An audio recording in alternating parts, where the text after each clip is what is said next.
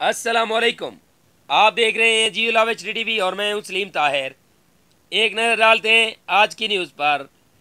मातली उस्ताद इत्तेहाद panel की जानिब से पुलिस गर्दी के खिलाफ मातली प्रेस क्लब के सामने एहतजाज किया गया। असातिज़ा ने मीडिया से गुफ्तगू करते हुए बताया, मुअज़्ज़िज़ उस्ताद मीर मोहम्मद साहब को टिंडो गुलाम अली पुलिस ने बिला जवाज़ किसी दूसरे शख्स के एवज़ गिरफ्तार करके हब्स बेजा में रखा हुआ है। मुअज़्ज़िज़ उस्ताद पर कोई FIR नहीं। तमाम असातिज़ा आला हुकाम से नोटिस लेने का मुतालबा करते हैं और मुअज़्ज़िज़ उस्ताद को बाइज़्ज़त बरी किया जाए, वरना एहतजाज और मुज़ाहरों का दायरा कार वसी किया जाएगा। मज़ीद तफसीलात बता रहे हैं राव शकील अपनी इस रिपोर्ट में।